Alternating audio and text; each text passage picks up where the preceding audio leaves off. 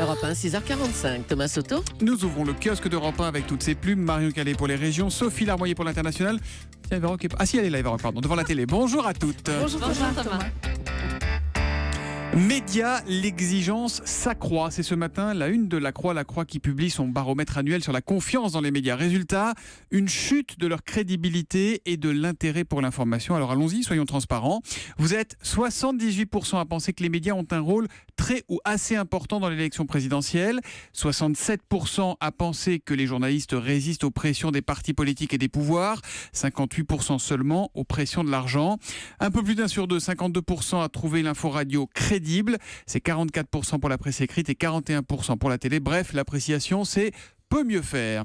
Pourtant, il faut croire Direct Matin qui titre le sommet de l'urgence à propos du sommet européen de Malte et il va se pencher sur le drame que constitue la crise des migrants à partir d'aujourd'hui. Sinon, vous trouverez encore beaucoup de Fillon dans vos journaux. Quel plan B se demande le dessinateur Rançon dans Aujourd'hui en France? Barouin, répond François Barouin. Bertrand, enchaîne Xavier Bertrand. Vauquier, tente Laurent Vauquier. Bismuth, Paul Bismuth, hurle bras levé Nicolas Sarkozy.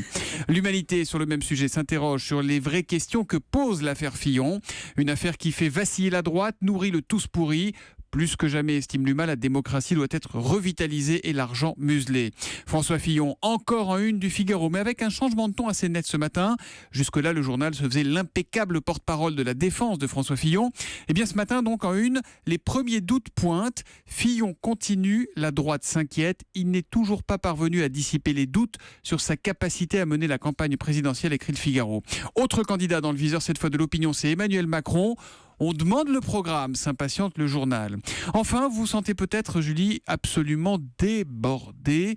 Vous entendez en permanence autour de vous « Ah non, là j'ai vraiment pas le temps, j'ai carrément la tête sous l'eau si tu savais. Oui. » Alors lisez Aujourd'hui en France si vous sentez concerné. Méfiez-vous des apparences. Des chercheurs américains se sont aperçus que plus on donne l'impression d'être overbooké, mieux on est perçu socialement. C'est un peu « je suis occupé donc je suis important ». Conclusion, vive la glandouille. D'ailleurs, moi je m'arrête et je vous laisse bosser. Marion Calais, 3 dans la presse quotidienne régionale, s'il vous plaît. La glandouille. Non mais il est fou. Marion Calais, pardon. Avec dans la dépêche du midi une école de la discorde, un établissement musulman dont la fermeture a été ordonnée par la justice le 15 décembre dernier pour des enseignements non conformes et qui pourtant reste ouvert. Une petite quarantaine d'élèves y restent scolarisés. Coup de pouce à la garde d'enfants dans les Hauts-de-France. C'est à la une du Courrier Picard. 20 € par mois. Décision du Conseil régional hier lors d'une séance où l'affaire Fillon était sur toutes les lèvres. Et puis des professionnels parés.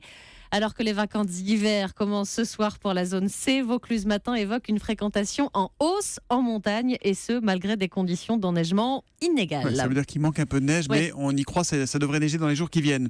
L'histoire du jour, c'est celle d'une église qui se lève tôt et qui ne s'arrête jamais en quelque sorte, elle aussi. Mais oui, à Notre-Dame de Consolation à Lille, c'est un peu comme à Europe 1 finalement. Il y a toujours quelqu'un dans les murs, en tout cas pour eux, à partir de ce week-end où des fidèles vont prier 24 heures sur 24, 7 jours sur 7. Bah dis donc. C'est l'adoration perpétuelle. Une première à Lille, mais déjà pratiquée par exemple à Montmartre à Paris et dans une trentaine de lieux en France. Ils sont près de 200 volontaires à se relayer comme ça dans une petite chapelle avec accès sécurisé et digicode la nuit. Jusque-là, et depuis 4 ans, ils se relayaient du dimanche soir au vendredi soir. Désormais donc, ce sera toute la semaine. On a senti un vrai besoin, dit la coordinatrice du projet. Il y a tout type de personnes, du chômeur au professeur, de l'étranger à l'étudiant. Pour le diocèse de Lille, c'est aussi une réponse au pape François qui a invité les fidèles à reprendre l'activité de prière. Le voilà donc exaucé. Voilà donc pour la prière 24/7. On regarde la presse internationale avec vous, Sophie Larmoyer. Presse qui témoigne notamment d'un fort regain de violence dans l'est de l'Ukraine où régnait pourtant une trêve qui était plutôt stable depuis le décembre dernier. Oui, c'est par exemple le site du quotidien ukrainien Kiev Post qui titrait hier Combat à Avdiivka, épicentre de l'escalade majeure de la guerre de la Russie. Cette ville, c'est un point stratégique de l'est du pays, à 10 km du bastion rebelle séparatiste de Donetsk.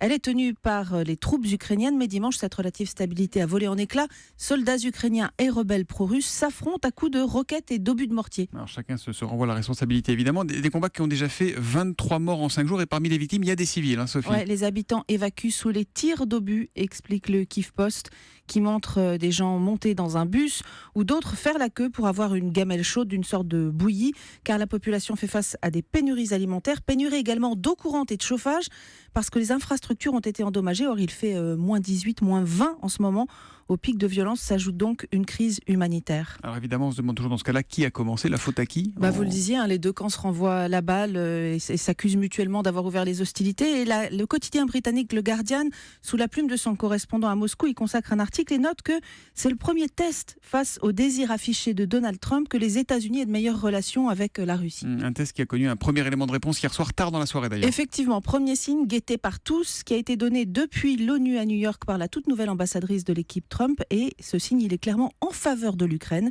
Nikki Haley a condamné les actions agressives de la Russie et indiqué que les sanctions contre Moscou resteraient en place jusqu'à ce que la Russie redonne le contrôle de la péninsule de Crimée à l'Ukraine. Ah oui. Des déclarations qui ont dû provoquer un énorme ouf à Kiev et parmi les dirigeants européens réunis en sommet à Malte. Et ça prouve une nouvelle fois que depuis 15 jours, Trump n'est jamais où on l'attend. Mais c'est incroyable, parce que là, lui qu'on dit tellement pro-Poutine qu'il nomme une ambassadrice à l'ONU qui est pro-ukrainienne.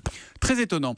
On allume la télé ce soir. Non, attendez, ce soir, il y a la radio aussi qu'on laisse allumer, 19h, les carnets du monde. Oui, les carnets du monde. Justement, on reviendra sur le décret anti-immigration de Trump et on donnera la parole aux victimes de ce décret dans la rue arabe, les Iraniens de Los Angeles et puis les sans-papiers qui se disent qu'ils sont les prochains sur la liste. Donc on écoute les carnets du monde à 19h et ensuite on allume la télé. Les trésors cachés des variétés, c'est sur France 3 à 20h55 et c'est votre conseil du jour, Eva Rock. Oui, à la fin des années 60, vous savez, les variétés à la télé, c'était soit les shows rigolos des Carpentiers, soit les shows avec effets spéciaux de Jean-Christophe Averty. L'émission, c'est un acte d'amour, c'est pas seulement passer à la caisse après l'avoir faite, c'est un acte d'amour, c'est un acte créateur, c'est comme on fait l'amour, exactement. La télévision, c'est ça pour moi en tous les cas. Et il adorait la télévision, Jean-Christophe Averty. Alors de Brassens à Johnny, de Gainsbourg à Yves Montand, ils ont tous accepté de participer à ces mises en scène. Des émissions qui étaient d'abord dessinées sur papier, qui étaient imaginées comme des sortes de tableaux vivants et que Mireille Dumas a exhumé des archives pour ce documentaire. Alors vous le verrez, il y a du Andy Warhol chez Averty. Ah oui, mais vraiment des mises en scène. D'abord, il a un grand sens de la pop culture. Les mises en scène sont très graphiques. Les chanteurs évoluent dans les tableaux de Dali, de Picasso. C'est d'une modernité incroyable. C'est-à-dire qu'on ne fait pas ça aujourd'hui. Et il y avait une règle immuable, c'était le playback. Ayant horreur de la musique en direct car elle n'est jamais bien enregistrée, je suis un fanatique du playback. Autrement dit, une télévision en direct est toujours du mauvais son. On n'entend rien et on voit vraiment quelque chose de beau. Pas l'air commode, hein. Exactement, c'est ce que j'allais vous dire. Vous avez compris, il avait du caractère et c'est Françoise Hardy qui a tourné avec lui qui le raconte très bien. C'était lui la vedette. Ce n'était pas les chanteurs qui l'invitent à venir. Je savais que j'allais passer un moment extrêmement original. Silence au plateau! Avec quelqu'un qui, en effet, par moments, avait des énervements. Mais pour moi, ces énervements, ça me faisait rire plutôt qu'autre chose. Quand je vous parle, écoutez-moi les caméras, je vous dis d'élargir, faites-le, nom de Dieu! Oh là. Alors c'était quand même, le documentaire ne revient pas que sur les colères d'Averty. C'est vraiment, c'est un régal. Il va faire peur aux enfants ce soir à la télé, c'est un régal. C'est 2 heures de pépites télévisuelles qui sont entrecoupées évidemment des interviews provocatrices d'Averty, dont le credo était quand même la fantaisie et la liberté. Moi qui déteste dire c'était mieux avant, là je dois le reconnaître pour les émissions de variété, vraiment, c'était mieux avant. Merci Natacha Polony. Il fait penser à Jean-Pierre Mocky avec ses Oui, c'est vrai, c'est vrai. Dis donc, on en parle à l'imparfait, il est vivant. Il a 88 ans. C'est ça. Et comme on Exactement. dit, une bonne soirée Averty En vaut 2. deux. Voilà, c'était facile, il fallait la faire.